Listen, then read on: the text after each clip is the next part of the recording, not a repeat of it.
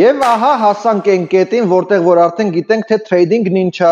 ինդիկատորն ինչ է, կարողանում ենք կարդանք գրաֆիկան ու ինչ է մնում մեզ արդեն հասկանանք, թե ինչ ստրատեգիաներ կան։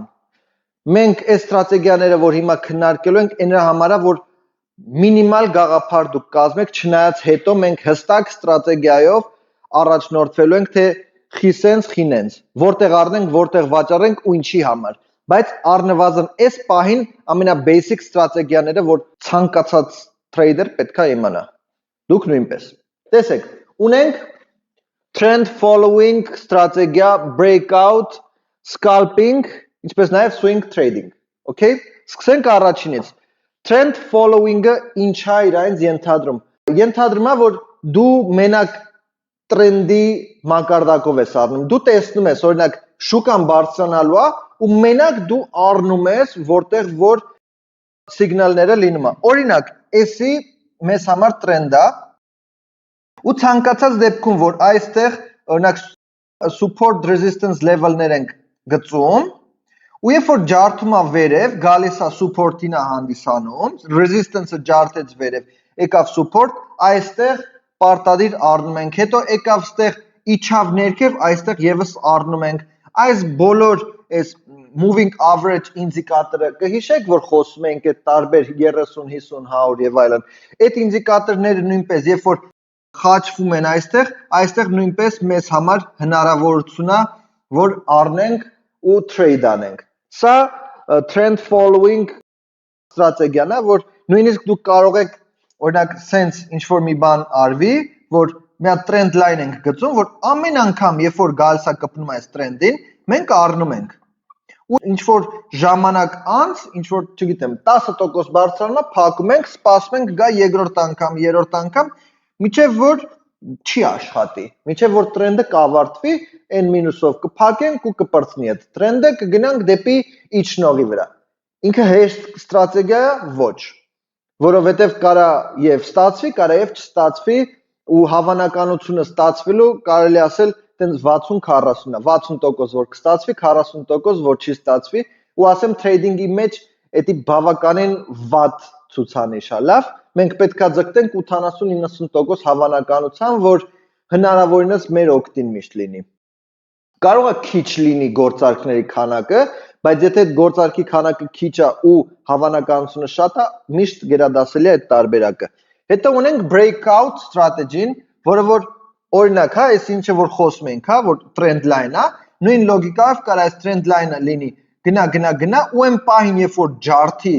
մի հատ սիրուն մոմով, լավ, այսինքն մի հատ մեծ մոմ է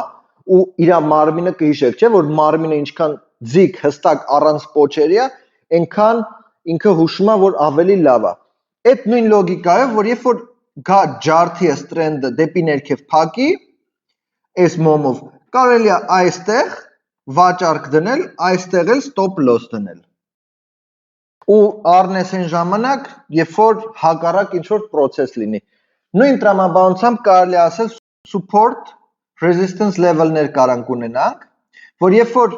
այս resistance level-ը ջարդեց նույնպես մի հատ լավ մոմով, այստեղ մենք առնենք։ Ու առնենք նաև մի հատ volume-ի confirmation, տեսնենք, որ այստեղ կամ այստեղ ինչ որ մեծականակ գնվել է, լավ, ու սա նույնպես մեզ հուշելու է, որ էսի ջարդեց վերև, այս մակարդակը հետևաբար ինքը պետքա շարունակի, այստեղ առնում ենք, այստեղ մեր stop loss-ը դնում ենք, որ մաքսիմալ կորուստ ենք ապահովում, այստեղ մոռացա ասեմ, որ նույն լոգիկայով կարանք մենք տեսնենք, որ առնում են ու այստեղ մեծ ճնշում կա վաճառքի, որը որ breakout ալնում դեպի ներքև, ու այստեղ քանի որ արդեն իսկ ճնշումը դեպի ներքև է, վաճառելու ենք կամ հակառակը այս դեպքում։ Ունենք scalping գաղափարը։ Scalping-ը ինչ է։ Scalping-ը իմ կարծիքով հոգեբանություն է։ Ես անձամբ փորձել եմ scalping ու scalping-ը ինձ մոտ չի ստացվել, որովհետև տեսեք, scalping-ը 1 րոպե, 5 րոպեանոց, նույնիսկ վայրկյանանոց գրաֆիկաների մեջ արագ գործարք բացել փակելու գաղափարն է, լոգիկան է, որ մի անգամից մտնում եմ, մի փոքր տատանվեց վերև փակում եմ, հետո մի քիչ ներքև է ընկնում, բացում եմ, փակում եմ, բացում եմ, փակում եմ, բացում եմ։ Կարող ասենք 10 րոպեվա մեջ 10 հատ գործարք բացվի ու դա իրոք ինձ համար ճնշող է։ Դրա համար եմ ասում հոգեբանական է։ Մարդ կա, որ սիրում ասենց արագ անենք, դավայ։ Իմ պարագայում ճիշտ հակառակն է, ես սիրում եմ դանդաղ մի անգամ գործարքի մտնեմ, սպասեմ, մինչև հասնի իմ ուզած մակարդակին ու փակեմ։ Աշխատում է սկալպինգը, այո, աշխատում է, փոքր $1 ես հավաքում, 100 գործարք $100 պլյուս ես։ Իմ պարագայում մի հատ գործարք եմ դնում, գնում եմ քնելու արթնանում եմ, տեսնում $100 ենթադրենք եղել է, այդ վաղ փակում եմ։ Որն է ավելի լավ, իրականում լավ ու վատ չկա։ Եթե սկալպերին ասեմ, այդ այնց արա, սիրտը կկանգնի, կասի ես ոնց կարամ, չգիտեմ, 10 րոպե գործարք չանեմ։ Դա ինֆարկտի բուն է, ինչպես նաև ինձ համար է ինֆարկտի բուն, որ ասենք դնեմ անընդհատ ես այդ այնց գործարքներ անեմ։ Ճնշումս կբարձրանա, գլուխս կտրակի։ Դրա համար հոգեբանական է։ Կարող եք փող աշխատել, այո, ոնց կարող եք աշխատել, օրինակ RSI-ը հիշում եք, որ գալիս է 30 կամ 70 մակարդակներին կպնում է, 1 վայրկյանանոց, 1 րոպեանոց գրաֆիկաներում գալիս է կպնում է, երբ որ 30-ին կպավ, առնում ենք, երբ որ 70-ին կպավ, ծախում ենք։ Պլյուս ստեղ կարող ենք մի հատ ինչ-որ տրենդ գծել, օրինակ սենց մի հատ տրենդ է գծվում, սենց երբ որ իջնում է ու այս իջնելը համապատասխանում է, ենթադրենք 30-ին, ամեն անգամ որ սա 30-ի կպնի, մենք առնում ենք։ Նույն լոգիկայով, երբ որ իջնում է, երբ որ բարձրանում է 70, մենք ծախում ենք, բարձրանում է 70, ծախում ենք։ Փոքր time frame-երով կարող եք սա անել, խորհուրդ կտամ փորձարկեք, տեսնեք արդյոք ձեզ դուր է գալիս թե ոչ։ Որովհետև եթե ձեզ դուր է գալիս, սա